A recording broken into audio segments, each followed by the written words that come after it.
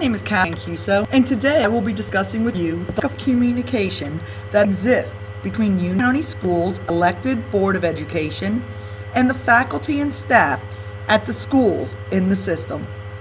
I am a student at Piedmont College and am working on my education specialist degree. I am taking the Facilitating Communication course with Dr. Becky Smith as the professor. Living in a small town can be both a wonderful and challenging event. Small towns offer residents the ability to be active in many facets of their neighborhood and in local government and politics. However, when there is a Board of Education meeting that is covering a controversial topic, many teachers are afraid to speak because there is a lack of anonymity, and staff may fear retribution for making negative comments at a meeting. A faculty member can't just cover up a name tag thinking that they will remain anonymous, because in a small town, everyone knows your name. Faculty want a means of communicating without fear of backlash. How can your voice be heard? The Union County Schools' elected Board of Education meet monthly. The general public, which includes teachers and faculty, generally have no idea what topics are going to be covered at the scheduled meeting. Sometimes after a meeting, the staff will receive an email from administration with a copy of the minutes of the board meeting, which are often very brief and do not contain much detailed information. Faculty want to know if issues are being discussed at board meetings that may affect them personally or may affect their classroom. How can you be updated on upcoming events at the board? Sometimes a special meeting of the Board of Education has been called concerning an important topic, such as furloughs or adjusting class sizes. These meetings are sometimes called on an emergency basis, and not a lot of lead time is available. Many times, the information that is received about the meeting is through the grapevine, and as such, much of the information can be false or partially true. How can faculty be expected to know about special called meetings? Who can you ask? As Patty Barth said in 2011, an effective Board of Education has a strong relationship with staff and the community.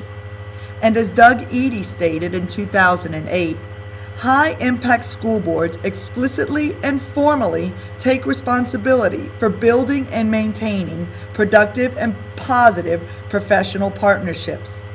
The school board should continue and encourage faculty to participate in board decisions.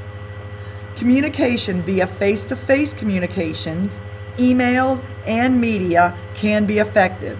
However, how can a board develop a strong relationship with the faculty? So many important things happen at the school board meetings, but many times the faculty is unaware. How can your voice be heard? How can you be updated on upcoming events? Who can you ask? How can a board develop a strong relationship with faculty? The answer is a school liaison. Merriam-Webster defines a liaison as a person who will improve communication and establish and maintain mutual understanding and cooperation. The plan is to create a faculty liaison who will be an elected position at each of the Union County schools: primary, elementary, middle, high school, and Woody Gap. Nominations will be held in February, and the nominations will be announced at the Board of Education meeting in February. Voting will occur in March, and the liaison will begin in April of each year. This will allow 1 month of transition from the previous liaison to the current one. The liaison will receive an agenda for all schedules. The liaison will communicate to faculty. Any feedback about scheduled meeting will be to the liaison from faculty. The liaison will attend all board meetings where the liaison will concerns of the faculty to the board. The comments being offered to the board by the liaison will be understood to be the comments of the majority of faculty and staff of the school of the liaison. Personal comments made by the liaison will be made separately and clearly differentiated from the comments of the liaison as the representative. It will be understood by the board that when the liaison is speaking, he or she is speaking as the representative of the school. Then, the liaison will communicate back to the faculty the results of the board meeting. As mentioned, currently staff may or may not receive the minutes of the meetings of the board. One of the most important responsibilities is the liaison communicating back to the staff about the results of issues discussed at the board meeting. Email is the preferred method of communication between the liaison and faculty. If a meeting in person is necessary, the liaison will meet with the faculty before or after school. Lastly, the liaison will encourage the staff to be informed about issues being discussed at the Board of Education meetings and will also encourage faculty to attend the meetings of the Board of Education. The liaison will receive a monthly stipend of $100 per month to compensate the liaison for the additional responsibilities. The liaison has many responsibilities which will take a considerable amount of time. The monthly stipend is a good way to encourage participation in the liaison program.